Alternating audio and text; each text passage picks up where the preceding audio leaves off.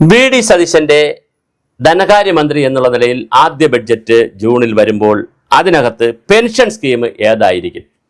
Statutory പെൻഷനിലേക്ക് പോകുമോ സമ്പൂർണ്ണമായി, അതോ assured pension എന്ന് പറയുന്ന പെൻഷനിലെ പാർട്ടിസിപ്പേറ്ററി പങ്കാളിത്ത പെൻഷനിലേക്കാണ് പോയത്? പിന്നെ NPS നാഷണൽ പെൻഷൻ സ്കീമിൽ കുറച്ച് പേര് വന്നു, അതിൻ്റെ ചുവട് പിടിച്ചുകൊണ്ട് സ്റ്റേറ്റിൽ പങ്കാളിത്ത പെൻഷൻ വന്നു. ഇനി പങ്കാളിത്ത പെൻഷൻ ആണോ തുടരുന്നത്, അതോ അഷ്യൂർഡ് പെൻഷൻ എന്ന് പറയുന്ന ഒരു പരിപാടി പറഞ്ഞിരുന്നു നമ്മൾ ധനകാര്യമന്ത്രി KN ബാലഗോപാൽ നേരത്തെ, അത് പിന്തുടരുമോ? തമിഴ്നാട് മോഡലിലുള്ള ഒരു തരം അഷ്യൂർഡ് പെൻഷൻ ഉണ്ട്, ഇനി അത് കൊണ്ടുവരുമോ?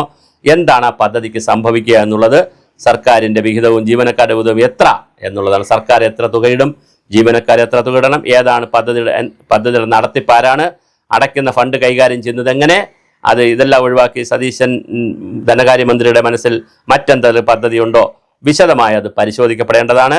പങ്കാളിത്ത പെൻഷൻ പദ്ധതിക്ക് പകരം പുതിയ പെൻഷൻ പദ്ധതി എന്നത് ഒന്നാം പിണറായി സർക്കാരിൻ്റെ തെരഞ്ഞെടുപ്പ് കാലത്ത് വാഗ്ദാനമായിരുന്നു, സർക്കാർ ജീവനക്കാരുടെ നീണ്ടകാല ആവശ്യമായിരുന്നു. പക്ഷേ രണ്ടാം പിണറായി സർക്കാരിൻ്റെ അവസാന ബഡ്ജറ്റിലാണ് അന്നത്തെ ബാലഗോപാൽ അതിനെക്കുറിച്ച് പ്രഖ്യാപിച്ചത്.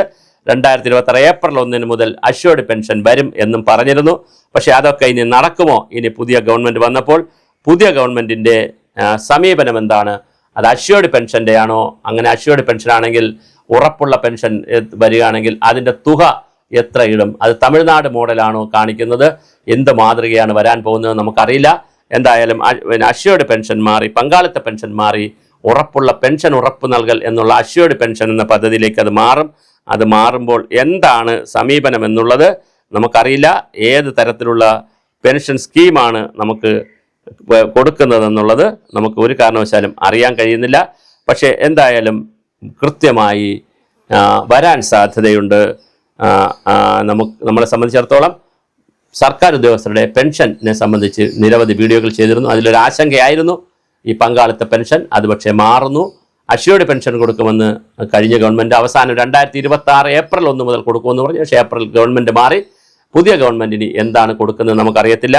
എന്തായാലും വി.ഡി. സതീശൻ അവർ മുഖ്യമന്ത്രി കൂടെയാണ്. അപ്പോൾ എന്തെങ്കിലും ധനകാര്യ വകുപ്പ് തീരുമാനമെടുത്താൽ അത് ക്യാബിനറ്റിൽ വെച്ച് നടപ്പിലാക്കാൻ എളുപ്പമാണ്, പ്രയാസമില്ല. അങ്ങനെ ഒരു ഗുണമുണ്ട്. ഇപ്രാവശ്യത്തെ ഏറ്റവും വലിയൊരു ഗുണം, ധനകാര്യ വകുപ്പ് എന്തെങ്കിലുമൊക്കെ തീരുമാനിച്ചാൽ അത് മുഖ്യമന്ത്രി വകുപ്പിൽ വെച്ച് പാസ്സാക്കിയെടുക്കാം.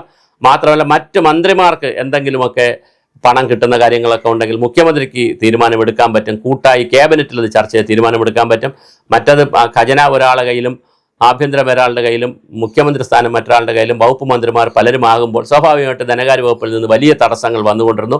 ആ തടസ്സങ്ങളൊക്കെ മാറ്റുന്നതിന് മുഖ്യമന്ത്രി അത് ഏകോപിപ്പിക്കുന്നു എന്നുള്ളത് വളരെ പ്രധാനപ്പെട്ട കാര്യമാണ്. തീർച്ചയായും വരുന്ന ദിവസങ്ങളിൽ നമുക്ക് കാത്തിരുന്ന് കാണാം എന്താണ് സംഭവിക്കുകയെന്ന് നമുക്ക് നോക്കാം. അഷ്യൂർഡ് പെൻഷൻ ആയിരിക്കുമോ, തമിഴ്നാട് മാതൃകയായിരിക്കുമോ, 50-50 പൈസ, 50% പൈസ ഗവൺമെൻറ് ഇടണം, 50% പൈസ ജീവനക്കാരിടണം എന്നുള്ളതാണോ?